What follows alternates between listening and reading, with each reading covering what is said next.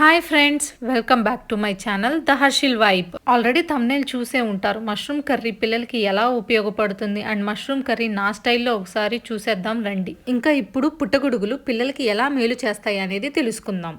ఈ మష్రూమ్స్లో వచ్చేసి vitamin B, vitamin D ఉంటాయి. బి వచ్చేసి మన బ్రెయిన్ డెవలప్మెంట్కి బాగా ఉపయోగపడుతుంది అండ్ విటమిన్ డి వచ్చేసి మన బోన్ గ్రోత్కి కూడా చాలా బాగా ఉపయోగపడుతుంది. అండ్ ఇంకా ఈ మష్రూమ్స్ మన ఇమ్యూన్ సిస్టమ్కి, డైజెషన్కి కూడా బాగా ఉపయోగపడుతుంది. పిల్లలకి బాగా మేలు చేస్తుంది.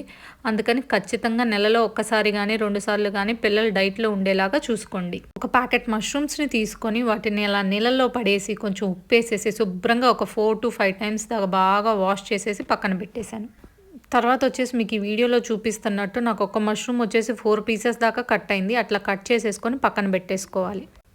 ఇలా ఒక 2 ఆనియన్స్ అయితే తీసేసుకోండి. పెద్దదైతే ఒకటే సరిపోతుంది. ఈ వీడియోలో చూపిస్తున్నట్టు ఆనియన్స్ని చాలా చిన్నవిగా కట్ చేసుకోండి. అలా అయితేనే బాగుంటుంది. 2 టమాటాలను అయితే తీసేసుకోండి. 2 టమాటాలను తీసుకొని 4 చీలికల్లాగా కోసుకొని ఇలా మిక్సీలో అయితే వేసుకొని 4 నుండి 5 జీడిపప్పుల దాకా వేసుకోవాలి.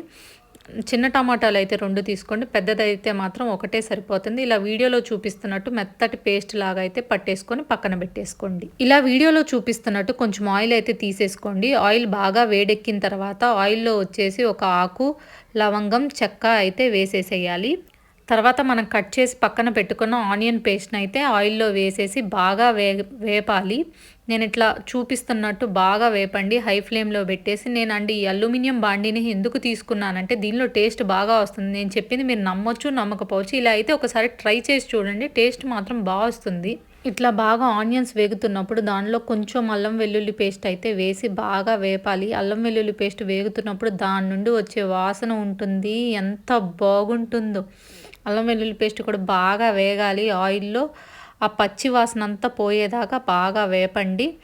వేపిన తర్వాత కొంచెం ఇట్లా ఆనియన్స్ని పైకి లేపి చూస్తే బాగా మీకు ఇట్లా వీడియోలో చూపిస్తున్నట్టు బ్రౌన్గా రావాలి. బ్రౌన్గా వచ్చేసిన తర్వాత మనం పక్కన పెట్టుకున్న టమాటా ప్యూరీ అయితే దీనిలో వేసేసి ఇంకా టమాటా ప్యూరీ ఆనియన్స్ బాగా మిక్స్ అయ్యేలాగా కలబెట్టేసి ఆ టమాటా ప్యూరీ కూడా పచ్చి వాసన పోయేదాకా బాగా వేపాలి. కలర్ కూడా చేంజ్ అవ్విద్ది. కలర్ చేంజ్ అయ్యాక అప్పుడు నేను మీకు ఈ వీడియోలో చూపిస్తాను. వేరే కలర్ అయితే వస్తుంది. ఆ కలర్ వచ్చిన తర్వాత ఇప్పుడు మీకు వీడియోలో చూపించిన కలర్ లాగా రావాలి.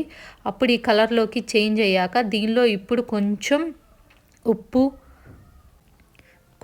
అన్నానని కొంచెమే వేసుకున్నారండి. మీకు సరిపడా ఉప్పు, మీకు ఎంతైతే సరిపోతుందో, కొంచెం మంది ఎక్కువ తింటారు, తక్కువ తింటారు. సరిపడా ఉప్పు, పసుపు, తర్వాత కొంచెం సరిపడా కారం కూడా వేసేసి బాగా దాన్ని మిక్స్ చేసేయాలి.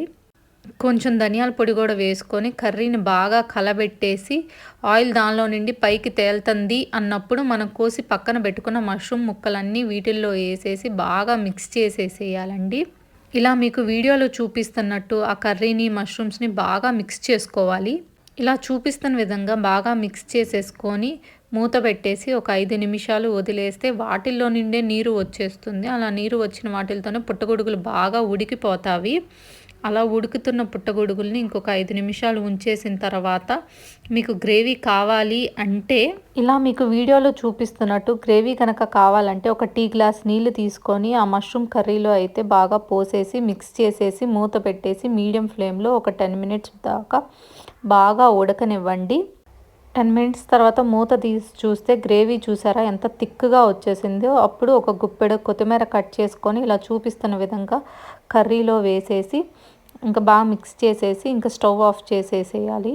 ఇంక ఈ కర్రీని సర్వింగ్ బౌల్లోకి షిఫ్ట్ చేసేసుకొని వేడి వేడి అన్నంలో ఈ కర్రీని వేసుకొని తింటుంటే అబ్బా, చికెన్ కన్నా ఎంత మంచి టేస్ట్ ఉంది అని అనకపోతే ఇంట్లో అందరు చూడండి.